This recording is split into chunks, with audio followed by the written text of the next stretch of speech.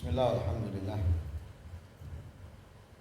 Wassalatu wassalamu ala rasulillah Sayyidina wa maulana Muhammad bin Abdullah wa ala alihi wa sahbihi wa man walah wa la hawla wa la quwata illa billah.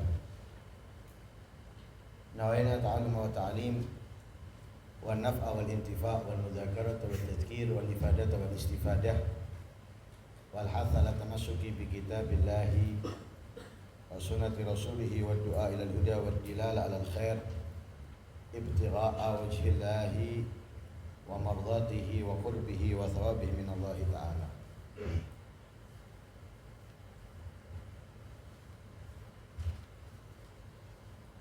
Qala al-musannif rahimahullah wa nafa'ana bihi wa ulumikum fid darain amin fi kitabihi maqasid halakat ila qaulih Mustalahul hadith. Min ba'd hifdzil arba'in an-nawawiyah wa syarhiha yabda bimanduma al-Baiquniyah syarhan wa hifdhan. Tsani kitab al-Qawaid al-Asasiyah fi Mustalah al-Hadith li Sayyid Muhammad bin Alawi al-Maliki. At-Tauhid يبدأ بعقيدة العوام حفظا وشرحا ثم دروس التوحيد للحبيب محمد بن سالم الحفيد ثم عقيدة الإسلام للإمام عبد الله بن علوي الحداد ثم جوهرة التوحيد للإمام إبراهيم اللقاني. Setelah di pertemuan yang lalu kita membahas metode mata pelajaran yang kedua setelah Al-Quran, yaitu hadis. Hadis diawali dengan hafalan dan mensyarahkan, menjelaskan maknanya, artinya, dan dibiasakan mereka, yaitu para santri, untuk menyampaikan hadis-hadis tersebut dengan suara yang lantang, jelas.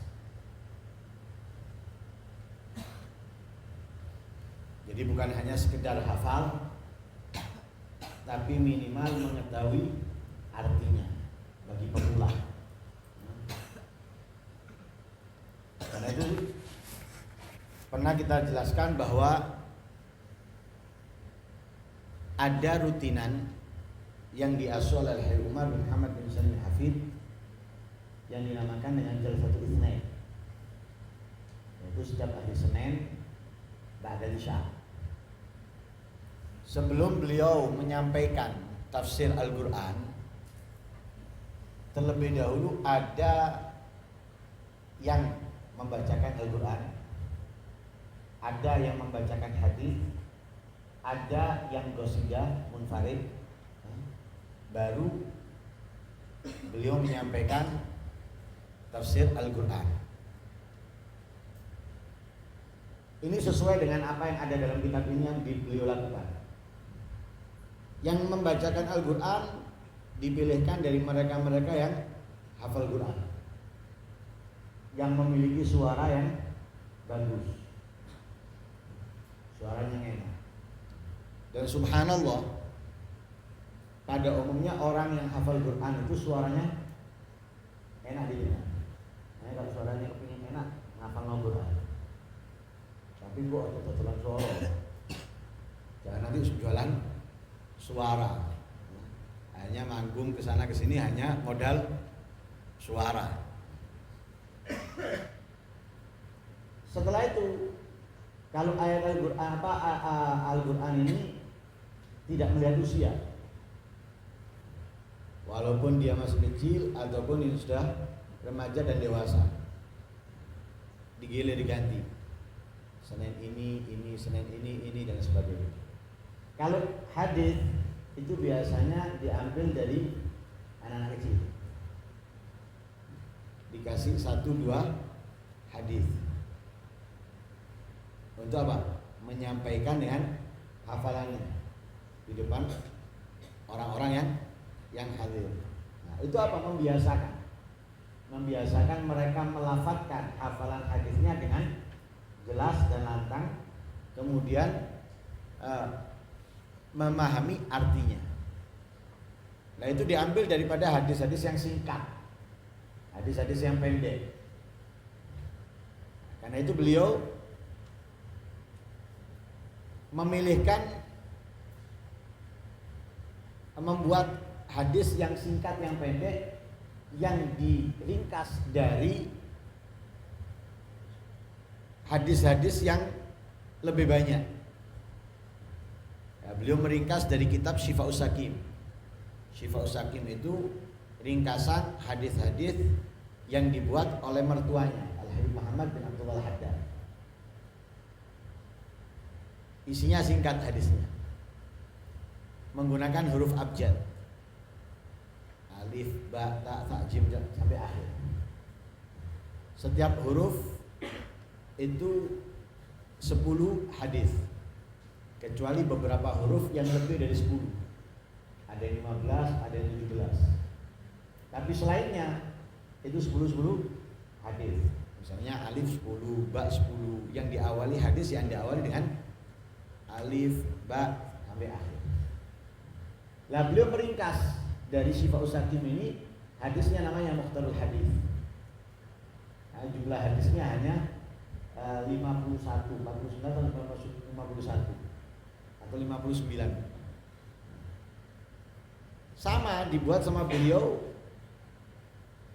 urutan seperti yang ada di dalam kitab Syifa'us Sakim. Kalau Syifa'us Sakim itu berhuruf 10, hanya beberapa huruf yang lebih, beliau setiap huruf itu hanya beberapa. Seperti alif itu ada 5 kalau nggak salah. Ya, innamal a'malu binniyat, abghadur rijal, ittaqillaha, ahabbul bilad, ahibbullah. 5. Kemudian ba gitu juga. Ya, ba 3 atau 5. Biru aba'akum basyiril mathain. Kemudian apalagi ada 3 atau 5. Pokoknya diringkas-ringkas sama beliau, lebih sedikit. Karena Syifa'us Sakim itu ada 360 hadis. Jadi kalau dihafalkan 1 tahun satu harinya 1 hadis. Enteng, mudah dihafal karena tidak menyebutkan an siapa, kemudian sami'tu Rasulullah ya gulda, langsung qala Rasulullah sallallahu alaihi wasallam. Hanya rawinya kadang disebut rawahul Bukhari wa Muslim, hadisun sahih muttafaqun alaih atau hadisun hasan, hasanun sahih, hanya itu aja. Tapi awalnya langsung qala Rasulullah. Kemudian kalau sudah ini meningkat ke hadis Arba'in Nawawiyah, benar hadisnya lebih pendek, lebih sedikit jumlahnya, hanya 41 atau 42 hadis Arba'in Nawawiyah. Ya, 41 atau 42 hadis Arba'in Nawawiyah. Tapi lebih sulit untuk dihafal daripada Mukhtarul Hadis. Karena apa? Ada annya. An Abi Hafsin Amirul Mukminin Umar bin Khattab radhiyallahu anhu, sami'tu Rasulullah sallallahu alaihi wasallam yaqul innamal a'malu binniyat wa innamal likulli imrin ma nawa, rawahul Bukhari wa Muslim. Nanti hadis yang kedua juga gitu. An Abi Abdurrahman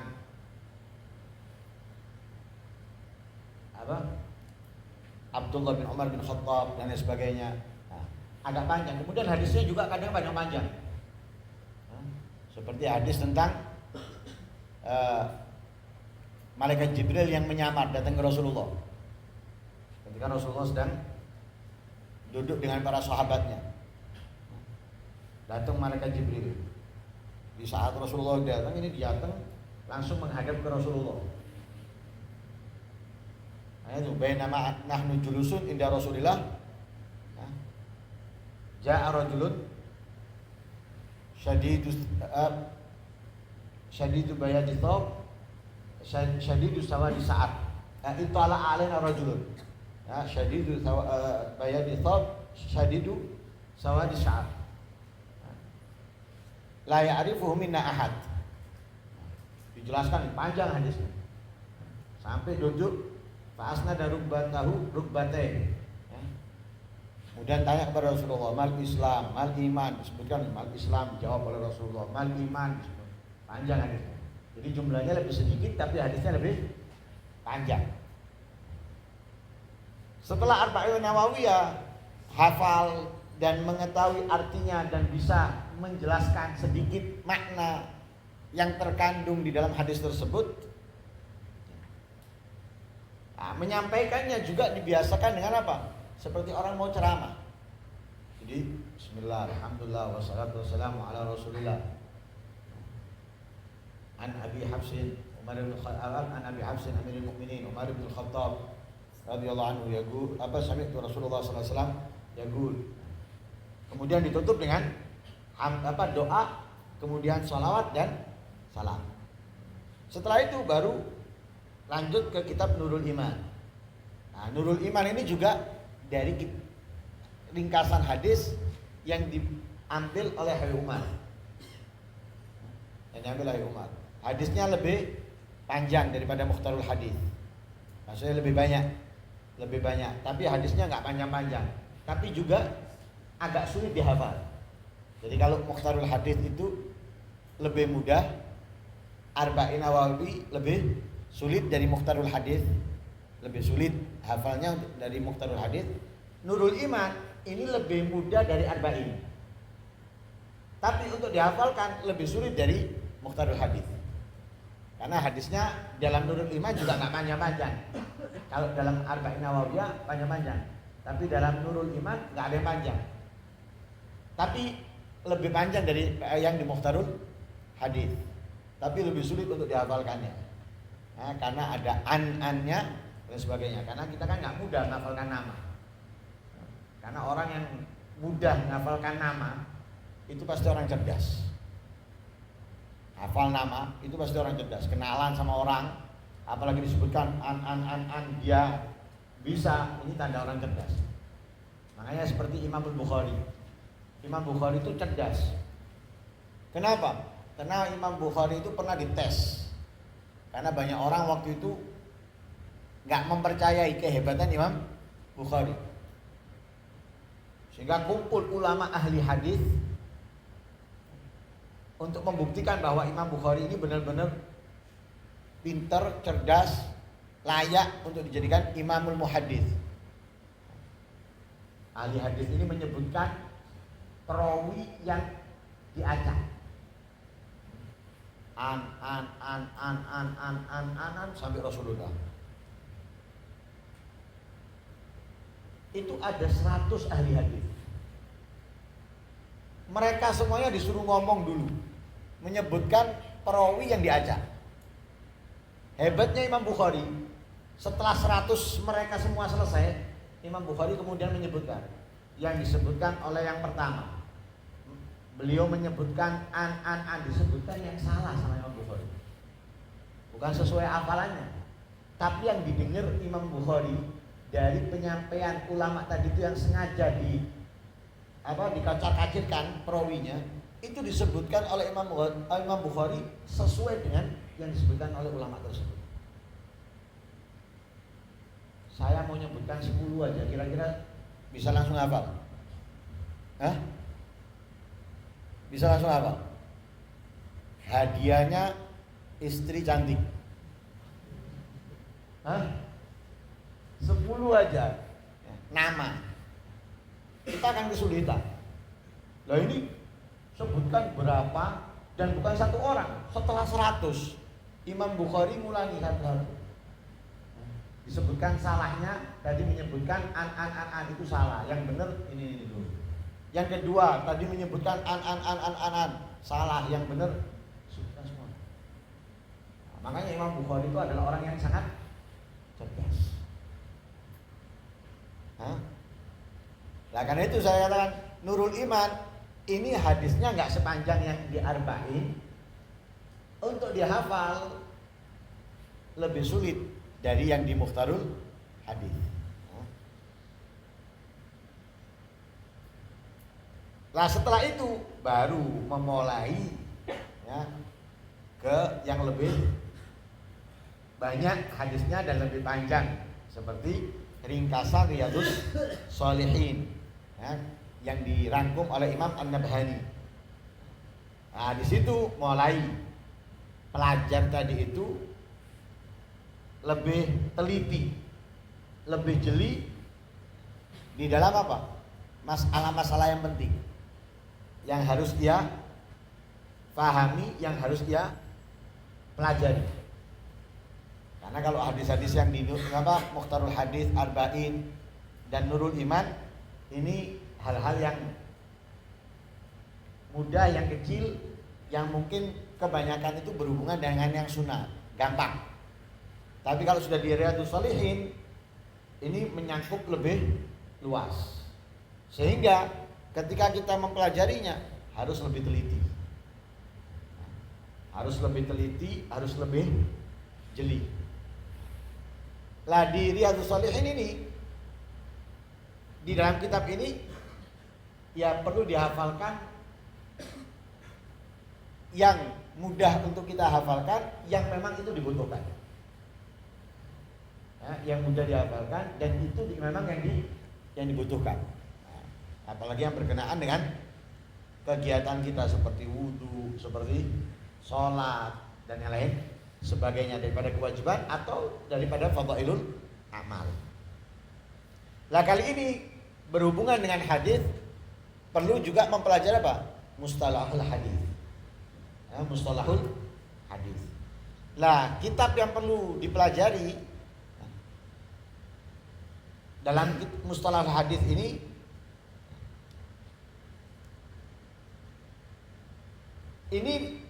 mempelajari mustalahul hadis ini setelah hafal Arba'in Nawawiyah dan mengetahui makna yang terkandung di dalamnya. Jadi setelah menghafalkan Arba'in Nawawiyah, baru dia sambil mempelajari mustalahul hadis, ilmu mustalahul hadis, ya, barengan sama membaca dan juga menghafal sebagian daripada Mukhtasar Riyadhus Shalihin. Lah kitab apa yang perlu kita pelajari untuk pemula dari ilmu mustalahul hadis, yaitu Manzumah Al-Baiquniyah. Nah, Manzumah Al-Baiquniyah. Baik itu pemahaman dan juga hafalan. Nah, pemahaman dan juga hafalan. Kemudian untuk menyempurnakan kitab Manzumah Al-Baiquniyah ini, setelahnya mempelajari Qawaid Al-Asasiyah fi Mustalah Hadis karangan Sayyid Muhammad bin Alawi Al-Maliki. Setelah ini jenjang berikutnya kitab Manhalul Latif. Untuk apa kita mempelajari mustalah hadis? Agar kita lebih mengenal, mengetahui kapan disebut itu hadis sahih, kapan itu disebut hadis hasan, kapan itu disebut dengan hasanun sahih, atau hasan bi ghairi, kapan hadis itu disebut dengan hadis dhaif dan yang lain sebagainya. Gunanya terkadang ada hadis yang terdengar di awam umum tapi sebetulnya itu maudhu.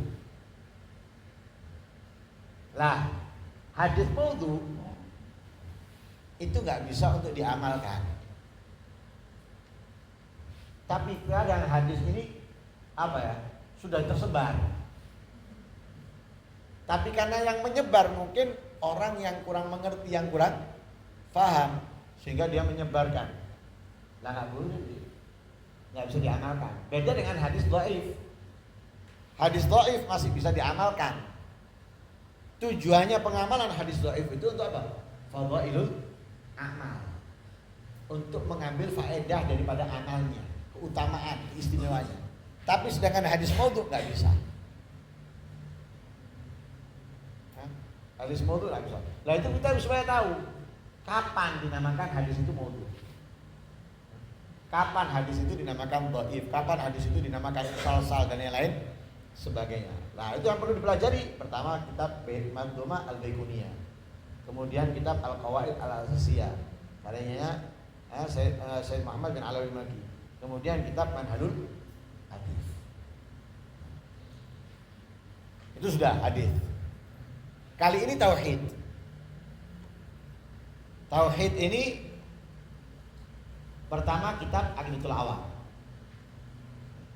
Kitab Aqidatul Awam, baik itu secara hafalan dan syarah. Ya, hafalannya dan syarahnya. Nah, alhamdulillah kitab Aqidatul Awam itu syarahnya banyak. Syarahnya banyak. Sayyid Muhammad bin Alawi Maki punya kitab syarahnya Aqidatul Awam, namanya Jala'ul Afham. Kemudian ada Nurul Dhalam, ada Mujizul Kalam. Ada Mujizul Kalam dan ada beberapa syarah lainnya daripada Aqidatul Awam. Setelah Aqidatul Awam, hafalan dan syarah ada Durus Tauhid.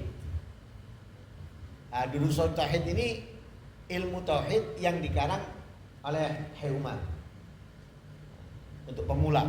Ini pertama untuk pemula, ya, Durus Tauhid. Nah, dijelaskan di situ artinya kalam atau artinya wujud, dalilnya, kemudian bako, dalilnya, artinya bako dan lain sebagainya. Setelah itu kitab Aqidatul Islam. Nah, kitab Aqidatul Islam ini karyanya Al Habib Abdullah bin Alwi Al-Haddad. Ini bisa kita temukan kitab Aqidatul Islam ini di akhir kitab Nasaihud Diniyah. Kalau kita punya kitabnya Abdullah Haddad, Nasaihud Diniyah, di akhir kitab beliau Nasaihud Diniyah ini ada di situ Aqidatul Islam. Setelah hatam, jadi hatam. Selesai kitab Nasaihud Diniyahnya, dimasukkan dalam kitab itu satu cetakan Aqidatul Islam. Setelah itu baru Jawharatut Tauhid. Jawharatut Tauhid lil Imam Ibrahim Al-Laqani. Setelah Jawharatut Tauhid baru As-Sanusiyah. Setelah kitab As-Sanusiyah baru kitab Mawaqif. Semuanya dalam ilmu tauhid. Ini sama, gunanya Pak untuk lebih memantapkan keimanan dan lebih mengenal keagungan Allah, juga tidak mudah dirusak keimanan kita. Apalagi dengan logika-logika yang ada, yang tersebar di kehidupan kita. Karena akhir zaman ini banyak fitnah itu diantaranya lewat keimanan. Karena kalau perbuatan sudah jelas kelihatan, orang dialihkan meninggalkan sholat, ini sudah tahu kalau ini salah, jelas itu. Ibarat orang ini langsung nusuk, ketahuan kalau membunuh. Tapi kalau dengan racun atau dengan santet kan nggak kelihatan siapa yang membunuhnya, nggak tahu siapa, nggak kenal. Lah, yang ada sekarang ngerusak iman itu dengan lewat keyakinan. Lah, untuk menguatkan kita harus mengenal Allah. Lah, bagaimana cara mengenal Allah? Yang mempelajari ilmu tauhid. Lah, mempelajari ilmu tauhid ini tidak perlu sedetail kita mempelajari ilmu fikih atau mempelajari ilmu-ilmu lain. Kenapa? Terlalu detail mempelajari ilmu fikih, apalagi fokus hanya dalam ilmu tauhid, kebanyakan mereka menggampangkan syariat. Makanya kita harus mengutamakan syariatnya, baru diimbangi dengan tauhid. Tapi kalau tanpa syariat, tauhid dulu kita fokus, konsentrasi, kebanyakan kalau nggak stres karena nggak kuat, atau meremehkan syariat. Jadi sholat, nggak sholat, puasa nggak puasa. Bukan dia mengingkari kewajiban. Kenapa? Karena dia punya anggapan ini. Allah itu ghafar. Allah itu afu. Sehingga dengan dua nama ini dia meninggalkan kewajiban. Sholat, puasa dia. Kenapa? Allah pengampun. Dan Allah banyak mengampuni, Allah memaafkan. Jadi enteng ini. Jadi dia paham ilmunya, karena tidak ada dasaran syariatnya, hanya ngenteng. Jadi kalau tidak stres ya, ngentengkan kewajiban. Makanya harus diiringi dengan syariat, baru nanti tauhidnya itu lama dari yang ringkas dulu, ya, aqidatul awam, kemudian tauhid, kemudian ya aqidatul Islam, kemudian jawharat tauhid, kemudian as-sanusia dan al-mawaqif. Setelah itu fikih. Ini ringkas saja kita baca ya. Fikih ini kita tahu ada 4 madhab. Kalau umumnya kita semuanya madhab Imam Syafi'i. Ada madhab Imam Abu Hanifah, ada madhab Imam Malik, ada madhab Imam Ahmad bin Hanbal.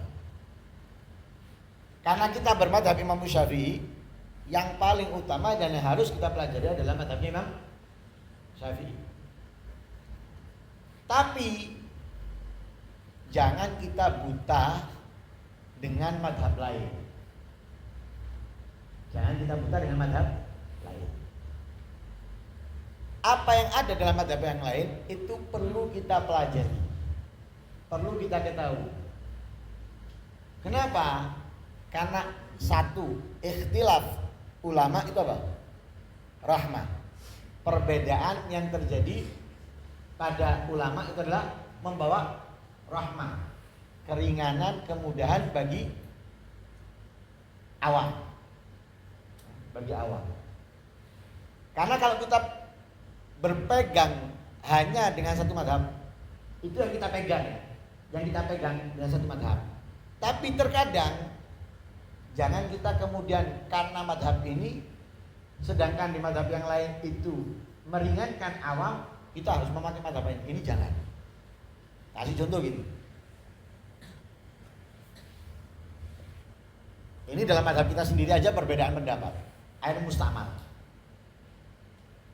bisa dipakai bersuci enggak? Bisa dipakai bersuci enggak? Air mustamal enggak bisa dipakai untuk bersuci. Kalau bahasa untuk umumnya air mustamal itu kan air second. Iya.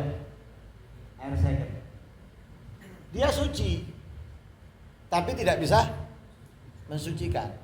Berarti otomatis kalau ada najis, kita nggak bisa mensucikan najis itu dengan air mustakmal. Kalau kita mau wudhu untuk mengangkat hadas juga nggak bisa menggunakan air mustakmal. Tapi air mustakmal ini bagi untuk pelajar mudah, tapi untuk awam sulit. Apalagi mereka itu yang nggak pernah tahu adanya perbedaan masalah air.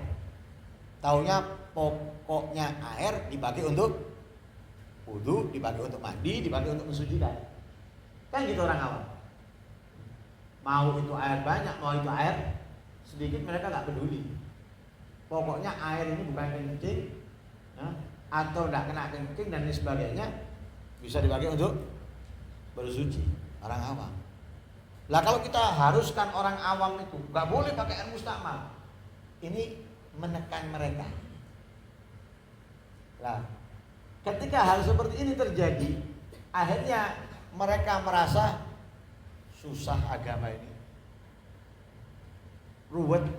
Akhirnya apa? Bisa-bisa akhirnya mereka nggak sholat. Atau akhirnya kalau kita sampaikan dengan itu nggak sah, berarti kalau mereka nyuci baju menggunakan air mustakmal, bajunya harus suruh ganti, sholatnya tadi harus suruh ngulangi, berat buat mereka. Susah buat mereka. Karena itu di dalam madhab kita Imam Syafi'i sendiri ada perbedaan. Ada yang mengatakan apa?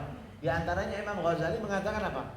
Semestinya bagi ulama untuk menfatwakan tidak adanya air musta'mal.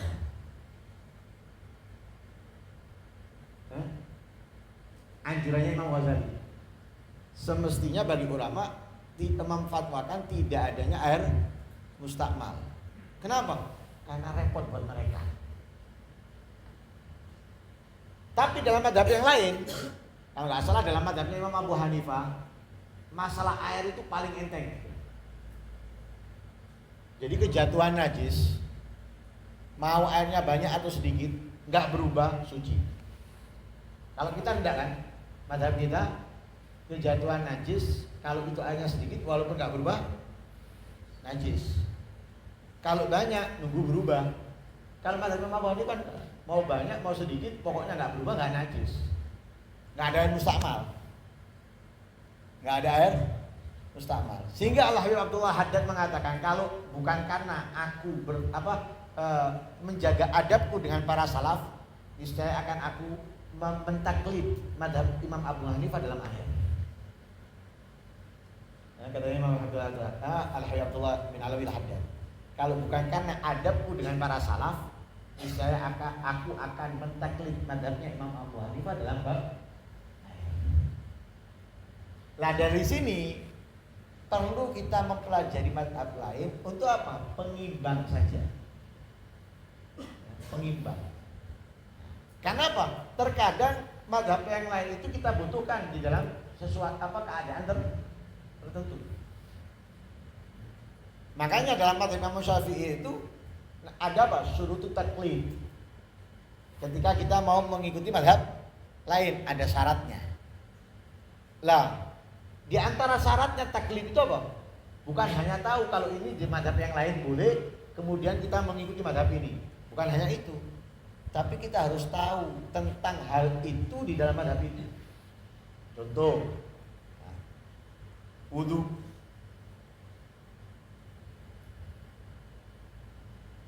Kepala, mashu syai' minar ra's. Dalam madhab kita Imam Syafi'i apa? Mashu syai'in minar ra'si au basyaratin. Mengusap sebagian. Bahkan kalau kita lihat dalam syarah-syarah kitab, di antaranya syarah kitab Safinatun Najah seperti Nailur Rajab mengatakan apa? Walau sya'rah, walaupun satu rambut. Yang penting fi haddi, di batas kepala. Satu rambut yang ada di batas kepala atau kulit kepala. Itu dalam madhab Imam Syafi'i. Tapi madhab yang lain ada yang sampai ubun-ubun. Harus yang dibasuh dalam mengusap kepala. Ya, dari mengusap kepala dalam madhab yang lain ada yang sampai ubun-ubun. Ada yang bahkan sampai seluruh kepala seperti madhabnya Imam Malik. Lah, ini kita pakai kapan? Kebanyakan orang pakai pendapat ini kapan? Kalau dia melaksanakan ibadah umroh atau haji. Saat tawaf. Saat tawaf menjaga wudhu itu kan sulit. Apalagi kalau musim haji atau umroh saat liburan. Padat orang. Lah, tempatnya tawaf itu kan campur lagi perempuan. Ada kemungkinan apa? Kesenggol atau dipegang dan lain sebagainya. Kalau kita memaksakan dengan madhab kita, batal tidak wudhu kita? Batal.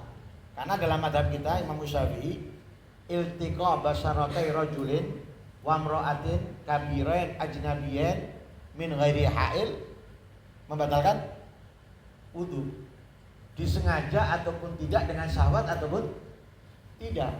Pokoknya bertemu kulit dengan kulit, laki dengan perempuan tanpa adanya penghalang, keduanya sama-sama besar, batal. Tapi madhab yang lain mengatakan kalau tidak sengaja atau tanpa syahwat nggak batal. Kita mentaklid madhab Imam Malik, sehingga kalau wudu membasuh seluruh kepala. Tapi kalau kita hanya tahu, ya kita ngikut mazhabnya Malik gitu saja, tidak bisa. Kita harus tahu bab wudu, ya, terutama yang membatalkan wudu dalam mazhabnya Imam Malik. Itu di antara syaratnya taklid. Berarti apa? Kita perlu mempelajari mazhab yang lain selain mazhab Imam Syafi'i, diperlukan sewaktu-waktu ketika kita membutuhkan. Jadi antisipasi. Jadi mempelajari mazhab yang lain itu antisipasi ketika kita menemukan jalan buntu di dalam mazhab kita bisa mengikuti mazhab yang lain dan kita nggak buta dengan mazhab itu. Paham ya? Nah, kita nggak buta mazhab itu. Nah, karena itu ini saya baca aja. Pertama, ya, fikih dalam mazhab Imam Syafi'i. Ini yang biasa dipakai di Hadramut, ya. Aturan yang biasa dipakai di Hadramut. Tapi kalau kita mengganti dengan yang lain, itu karena apa? Berbeda. Kalau di tempat kita di Indonesia ini pada umumnya pertama yang dipelajari itu biasanya apa? Mabadi fikih. Kemudian sulam Safina atau sulam Taufik. Kemudian Fathul Gharib, kan gitu. Fathul Gharib dan lain sebagainya. Nah, kalau di Hadramut pertama yang dipakai itu Risalatul Jami'ah. Karangan Al-Imam Al-Habib Ahmad bin Zain Al-Habasyi. Habib Ahmad bin Zain Al-Habasyi. Kitab Risalatul Jami'ah itu menggabungkan 3 ilmu. Ilmu tauhid, ilmu fikih, dan ilmu tasawuf. Ilmu tauhid membahas di situ tentang ketuhanan. Ya, menyebutkan sebagian sifat-sifat Allah. Kemudian tentang Rasul dan sebagainya. Kemudian fikihnya yang dibahas di situ wudu, sholat sedikit, gak panjang. Kemudian nanti akhirnya tasawuf tentang maksiat mata, maksiat tangan, maksiat kaki, kemaluan dan yang lain sebagainya. Jadi ada 3 pembahasan dalam kitab Risalatul. Setelah kitab Risalatul Jami'ah, kitab Safinatun Najah, ya, karangan Syekh Salim bin Sumair Al-Hadrami. Kitab Safinatun Najah atau yang dikenal pada umumnya Sulam Safina. Dinamakan Sulam Safina karena apa? Kitab Safina sama Sulam Taufik itu biasanya satu cetakan. Sehingga orang menyebutkan namanya Sulam Safina, padahal nggak ada Sulam Safina. Kitab aslinya itu namanya Safinatun Najah. Kalau Sulam Taufik, Sulamut Taufik. Tapi karena satu dinamakan Sulam Safina karena satu cetakan. Lah Safinatun Najah ini hanya sampai bab puasa, nggak ada bab haji. Nah, Safinatun Najah itu hanya sampai bab puasa, tidak ada bab haji. Kemudian Muqaddimah Al-Hadramiyah. Nah, Muqaddimah Al-Hadramiyah ini lengkap dalam arti hanya bab ibadah. Nah, nggak ada bab muamalah. Nah, jadi mulai air, kemudian wudu, tayamum, nah, yang berhubungan dengan itu semuanya. Ya, yang berhubungan dengan air seperti istihad, ya, kemudian air yang makruh dipakai, kemudian wudhu yang berhubungan dengan wudhu seperti masuk khufain, ya, kemudian sampai haid, kemudian bab sholat, semua bab sholat dibahas, ya, kemudian puasa, haji, dan juga disinggung sedikit di situ masalah udhiyah dan akikah. Yes, nggak ada bab lainnya. Kitab Muqaddimah Al-Hadramiyah, karangan Syekh Abdullah bin Abdurrahman Al-Bafadhal. Kemudian setelah Muqaddimah Hadramiyah baru Matan Al-Ghayah wa Taqrib. Ya, Matan Al-Ghayah wa Taqrib karangan Imam Abi Syuja' Al-Asbahani. Ya, karangan Imam Abi Syuja' Al-Asbahani.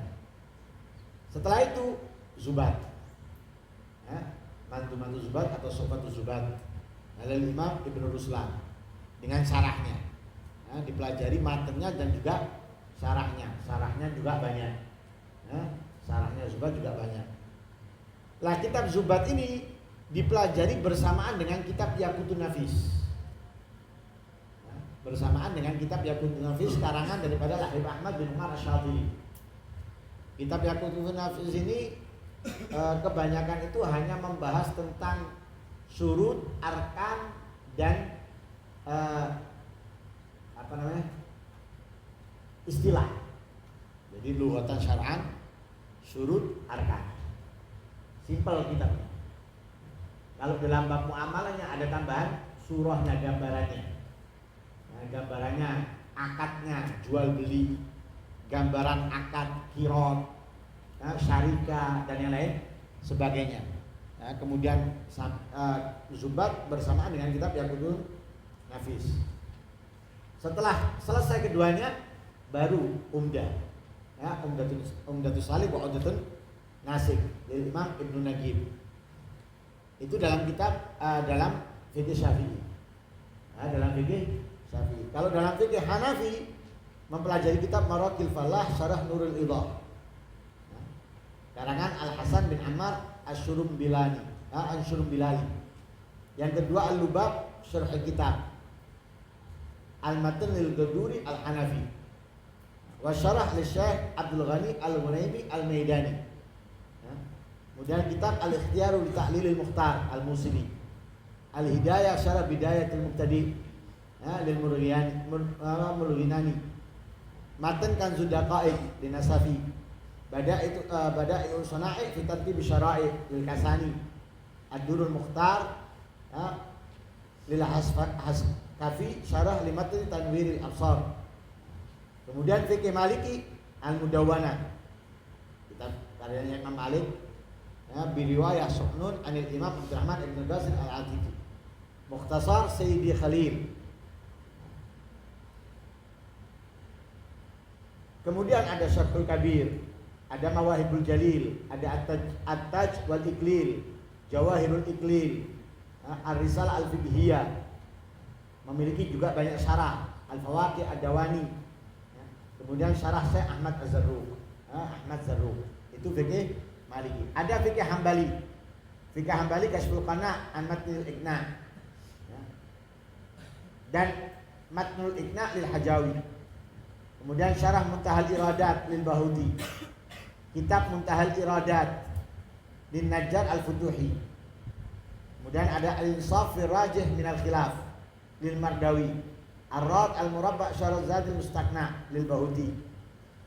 Kemudian ada fikih Zaidi. Nah, Zaidi ini mereka cenderung ke mazhabnya Imam Abu Hanifah. Ini yang kalau biasa disebut itu Syiah Zaidiyah. Ada kelompok Syiah yang dinisbatkan kepada Imam Zaid. Disebut mereka dengan apa? Zaidiyah. Lah, Syiah Zaidiyah ini mereka banyak mengambil apa yang ada dalam mazhabnya Imam Abu Hanifah. Bukan semuanya, kebanyakan. Kebanyakan yang dipakai oleh Syiah Zaidiyah itu mengambil daripada Imam Abu Hanifah. Seperti Muhammadiyah. Nah, seperti Muhammadiyah itu banyak memakai mazhabnya Imam Abu Hanifah atau mazhabnya Imam Malik. Tapi Syiah Zaidiyah banyak mengambil daripada Imam Abu Hanifah. Lah dipelajari untuk diketahui. Karena enggak Syiah ini ada yang fatal dalam arti itu benar-benar Mu'tazilah, keluar dari akidah Ahlussunnah wal Jamaah. Ada yang masih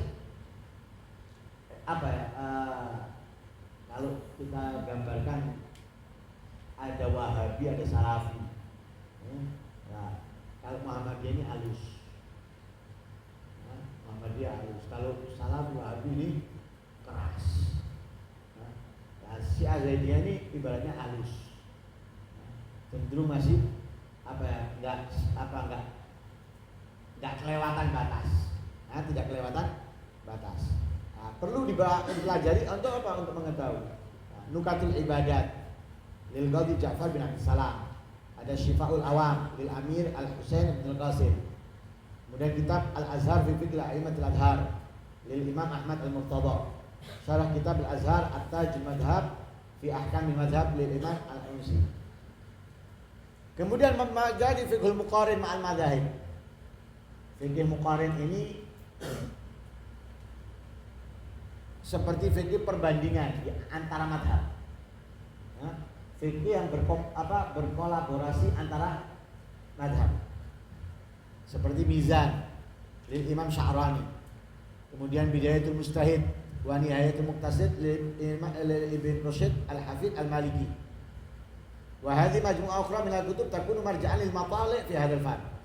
Nah, kemudian ada beberapa kumpulan yang lain daripada kitab-kitab yang bisa dijadikan marja' untuk apa yang terjadi di dalam pembahasan ilmu fikih.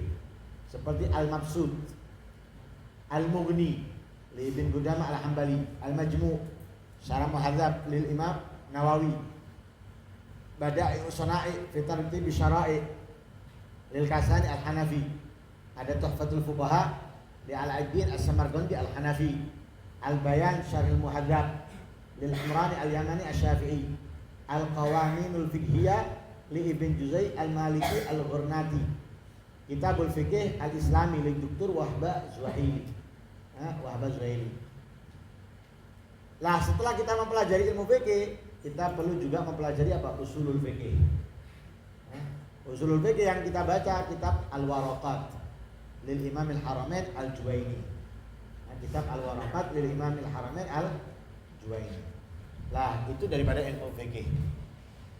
Nah, semoga sedikit yang kita bahas ini membawa keberkahan buat kita, kemanfaatan buat kita, dan semoga kita bisa mempelajari setiap ilmu yang diajarkan oleh Rasul SAW, sehingga kita bisa menjadi orang-orang yang bermanfaat untuk diri kita sendiri, khususnya keluarga dan umat Islam pada umumnya. Amin Allahumma amin. Wassallallahu alaihi wasallam Muhammadin wa ala alihi wasallam. Alhamdulillahirabbil alamin. Al-Fatihah.